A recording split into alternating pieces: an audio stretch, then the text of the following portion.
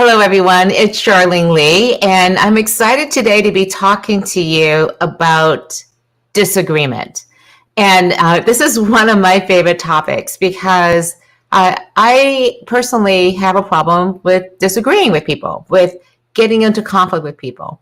It may be the way I was raised, the way I was conditioned as a woman, and especially as a woman of Asian descent, that you don't go out there and disagree with people. In fact, you do everything possible to get everybody to get along, to have people to agree, to create alignment as a leader.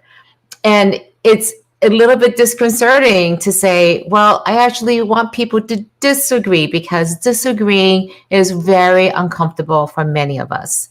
So what I'm going to be talking about today is really talking about how we actually have to disagree. And so what I'd like to do as we're getting started is to have you share where you're coming from. And if you would like to share, also be a little bit more open, a little bit more vulnerable about this, share what your relationship is with agreement and disagreement. Do you find it easy? Do you find it hard? Why do you find it hard? Or if you have gotten over it, excuse me, if you've gotten over it being a difficult thing to disagree with people, how do you do it well? What are some of the best practices that you have? Today, I'm going to be talking a little bit about what does it mean to actually disagree? Why do we have such a hard time? And why is it so important for us to be able to create disagreement? And I'll end up talking in greater detail the 3 ways to actually create a healthy organization. It's one thing to be able to do this individually when you're in the room and leading the discussion to encourage people to disagree and to get along at the same time. It's another thing to scale disagreement into an organization.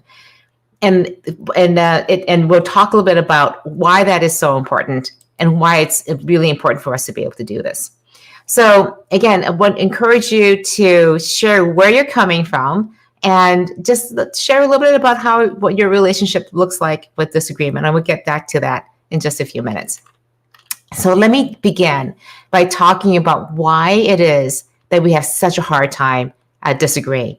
Well, frankly, we are wired, again, as humans to get along with people. And we have also wired our leadership as leaders ourselves and also our organizations to create harmony, to make sure that things are in balance.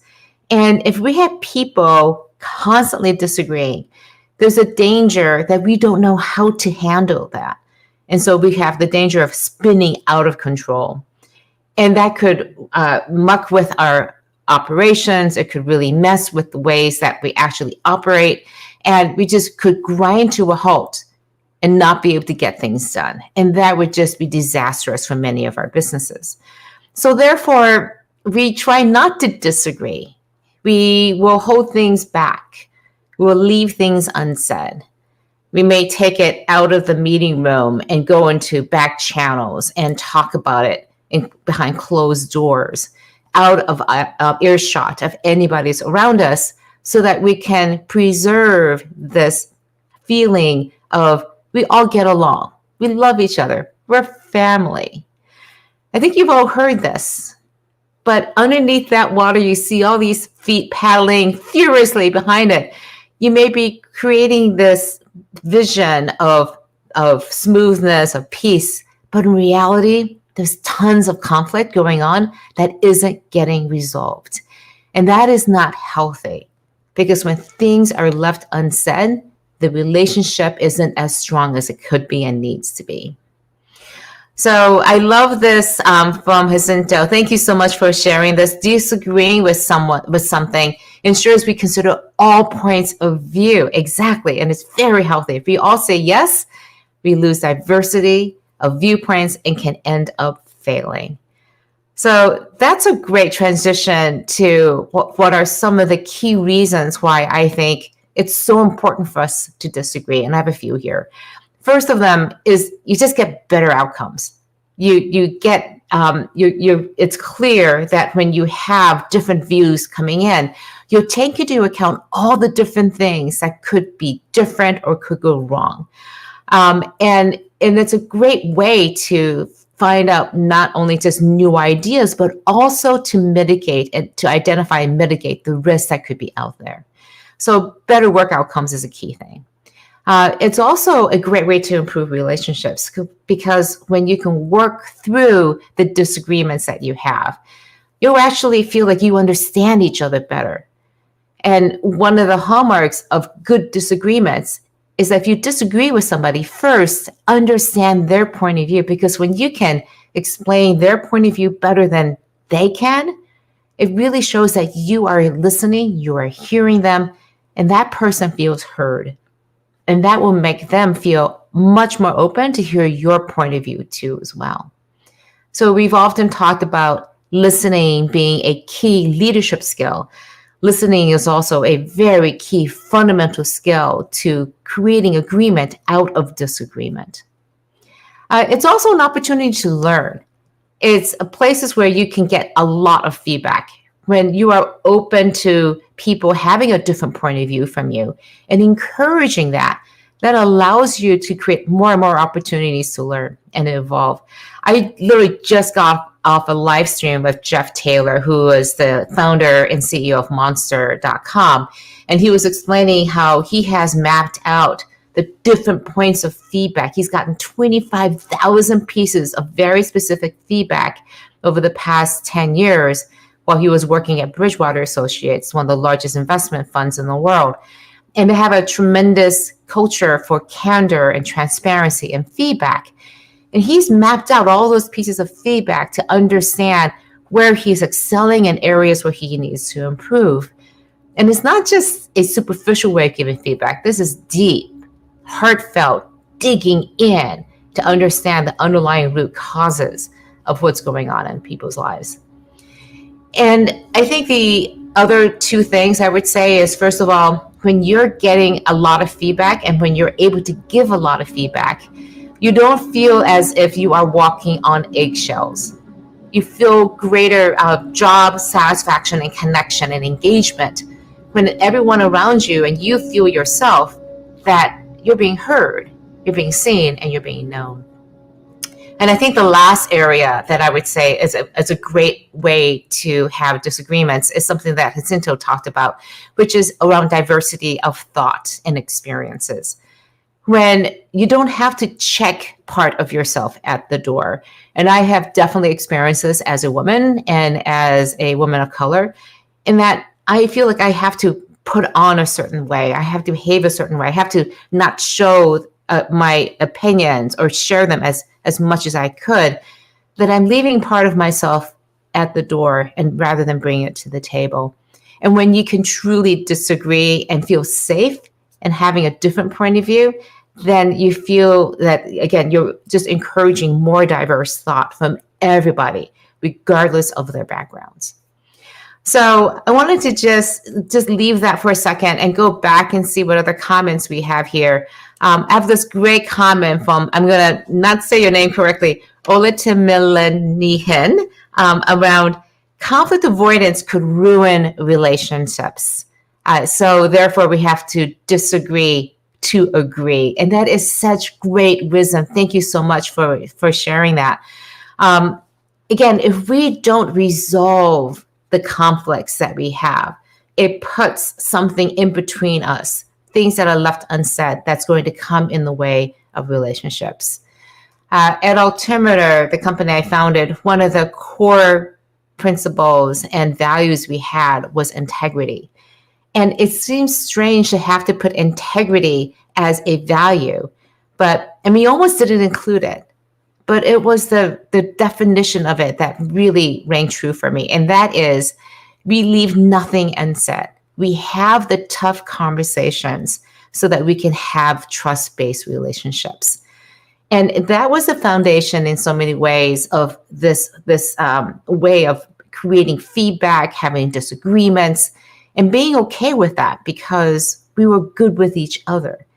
And in fact, it put a value on having these tough conversations on these disagreements. Because if it wasn't there, the relationship couldn't be as strong as it could be. Solin 21 says, I can't disagree because of my job, so I give options that people can use to solve problems, which is an interesting way as a workaround, which is if you don't have that culture inside of an organization, you can then say, okay, we can't completely disagree. Maybe we can surface some of those ideas and comments coming out from people in different ways by laying out lots of options for people to come in. So I really thank you again for all of those comments. And again, just keep sharing where you're coming from, and would love to hear also what are the ways that you are trying to encourage disagreement as a leader?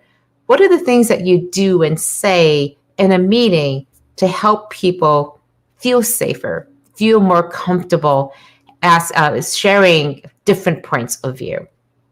So we'll get to some of those in a second, but I did want to go to the 3 things that I think leaders need to do to create an organization capable of having these healthy disagreements, healthy conflict.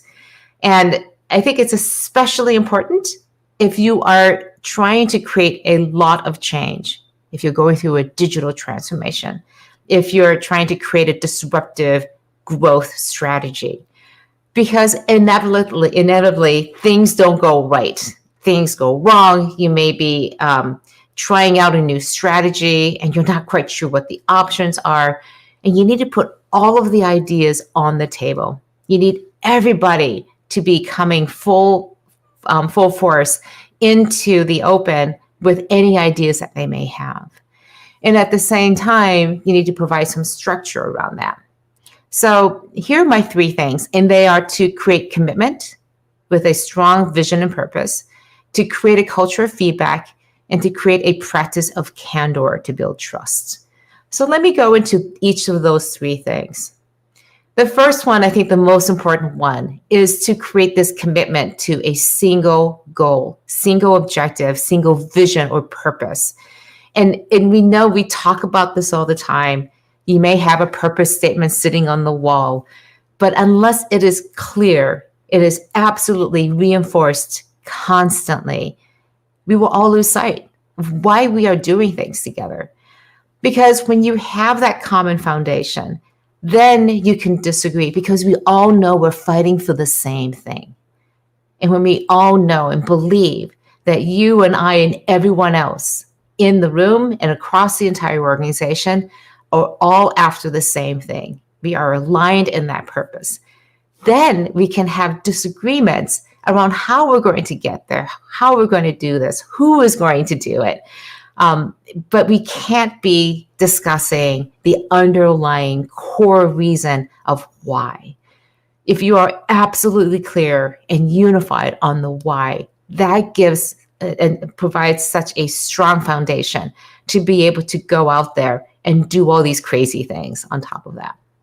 So constantly reinforcing, and whenever there are disagreements and you feel like people are starting to lose sight of what that objective is, then come right back to it, come right back to that core of what you're trying to do and create that alignment around the objective, but not necessarily exactly how we're going to do that.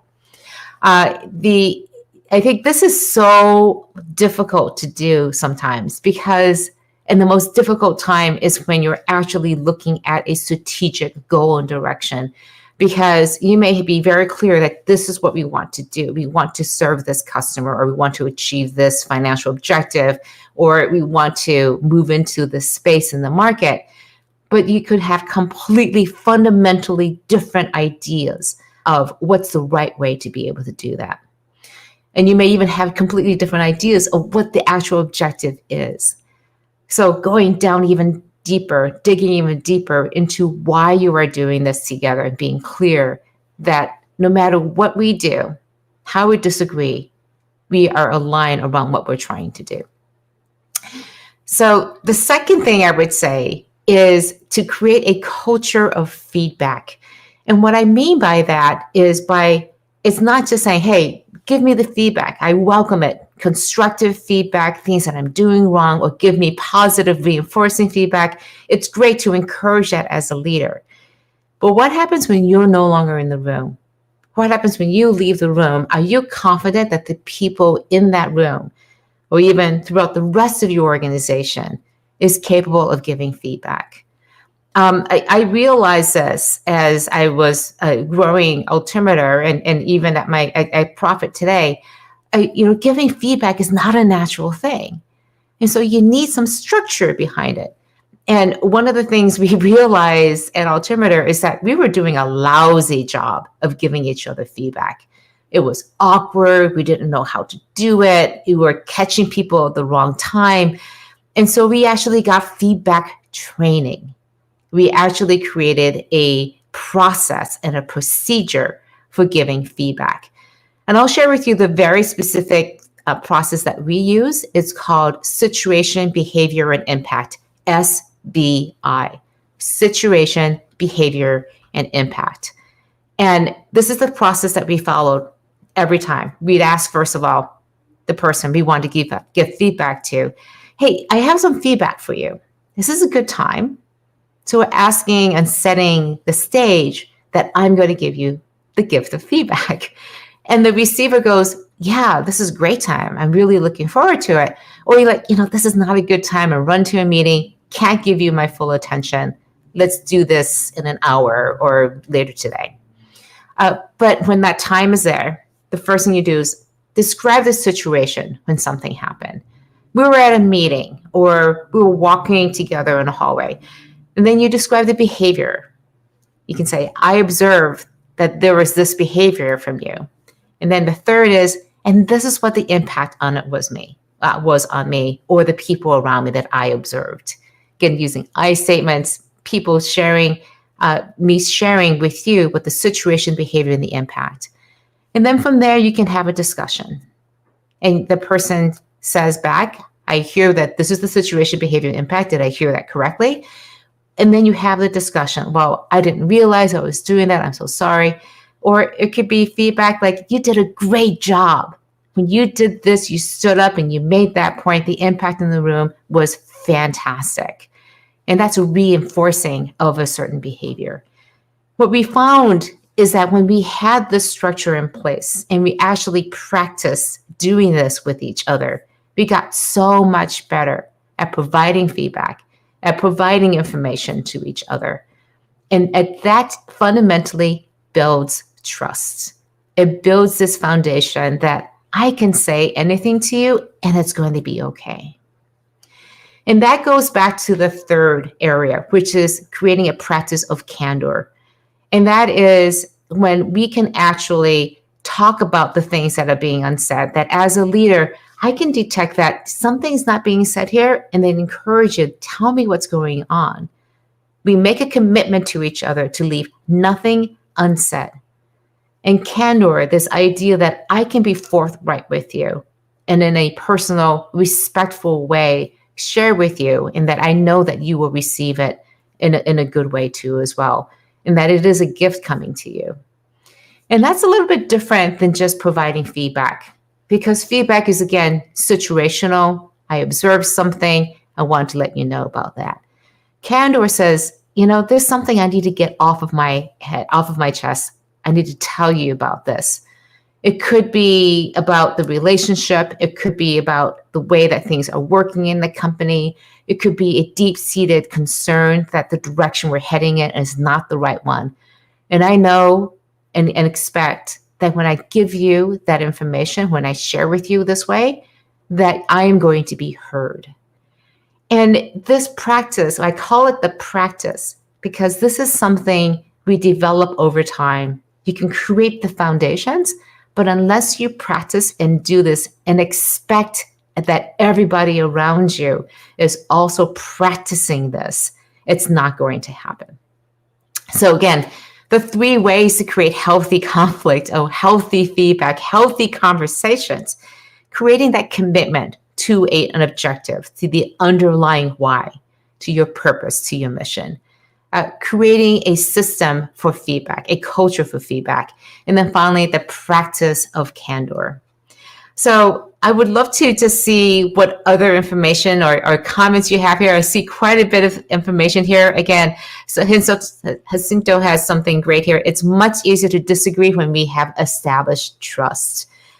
Again, this is what I'm talking about today. Thank you so much for encapsulating that in one crisp sentence, that you can't do any of this. You cannot have healthy conflict unless there is that foundation of trust.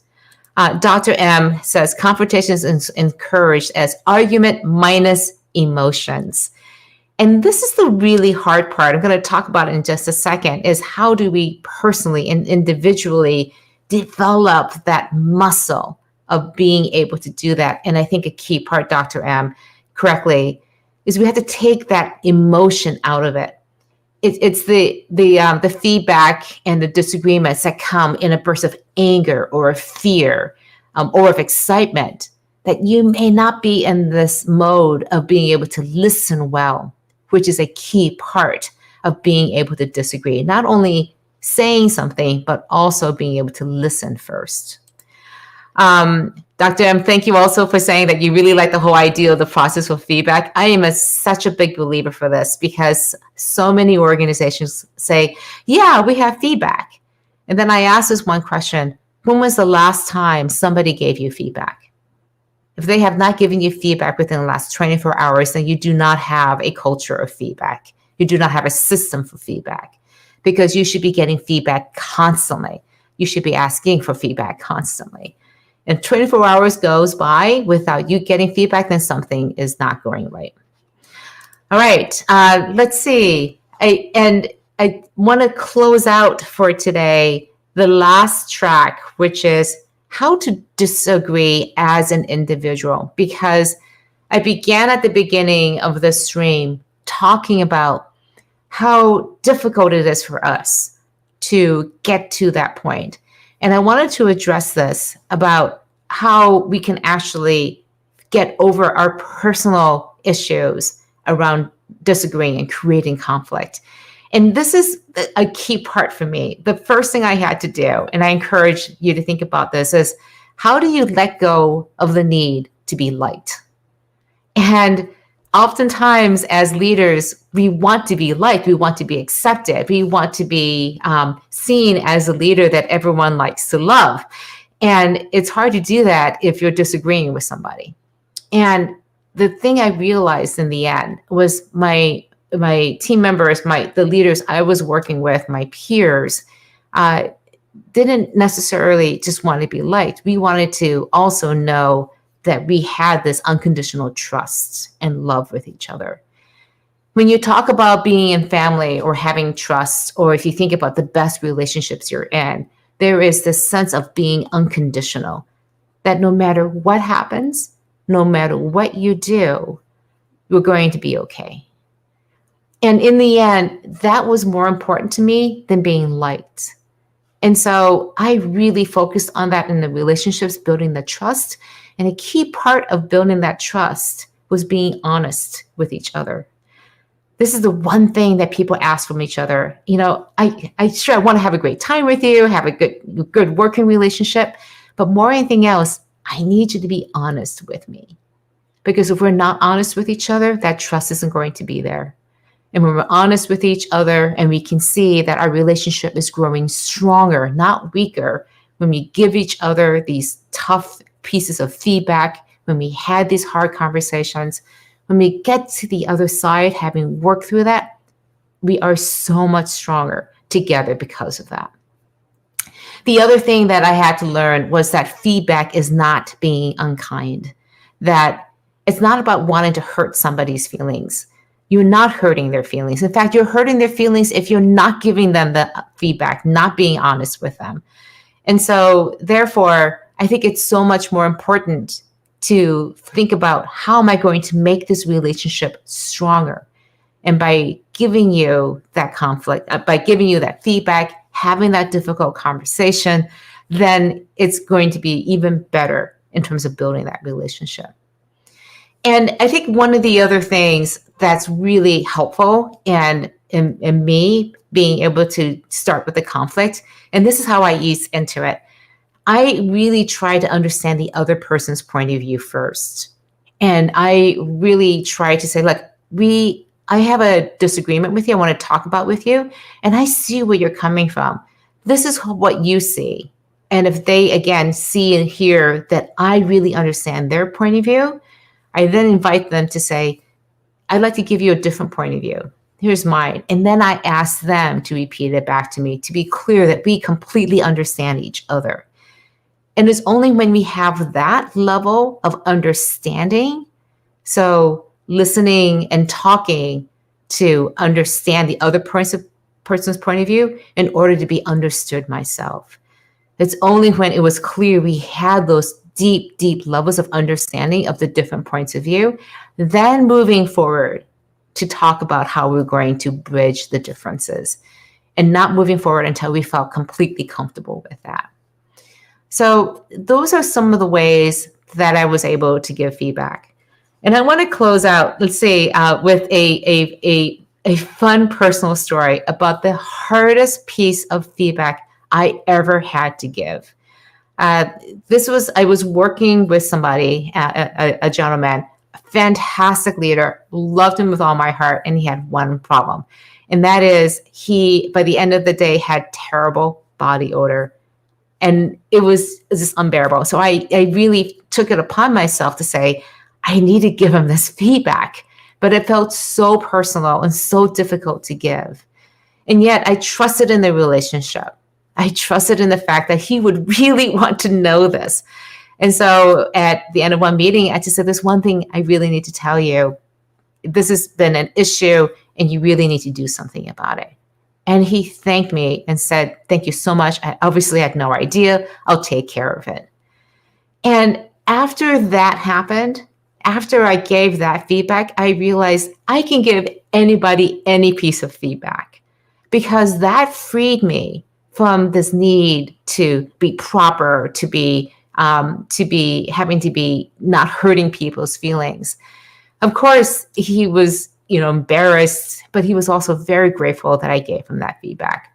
And I realized that I needed to overcome my personal issues around giving feedback, because it is my duty, it's my responsibility as a friend, as a colleague, as a leader, to be honest with people and to create the environment where everybody could have and receive, to give and to receive this wonderful gift of feedback.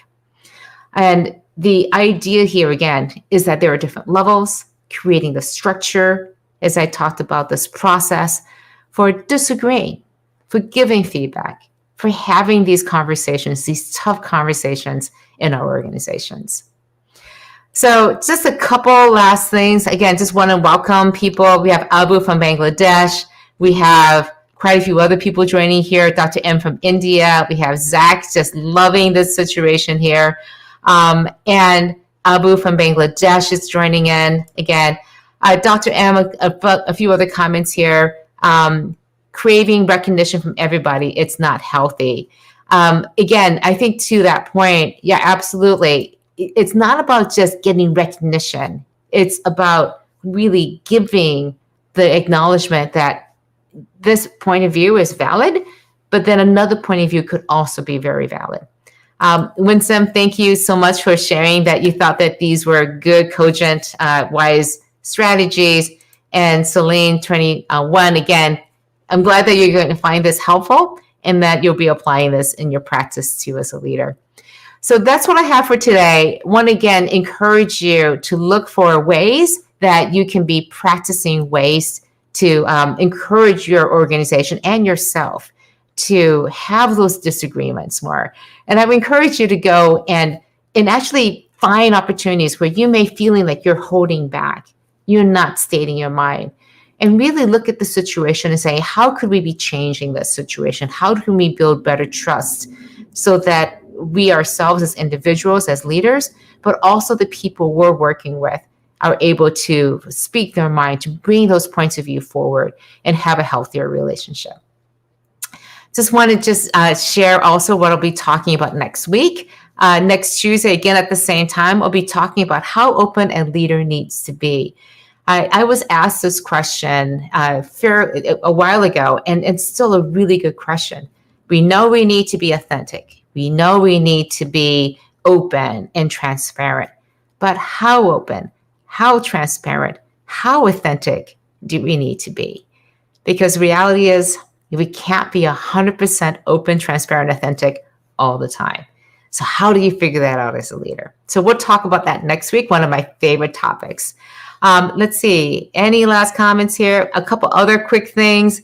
Ron, let me get over here. Ron just chiming in, thanks for sharing personal experiences. Absolutely. This is the best part of doing these streams. We have this comment also from Olatimena Leheen. Thank you for sharing this point of view. Feedback and active listening are good traits in a leadership skill. Cosmina, thank you so much for joining today. And Dr. M, we'll see you next week too as well. So that's what we have. And again, I'll see you next week. Go out there and create some healthy conflict for yourself and your organizations. And I'll see you next week.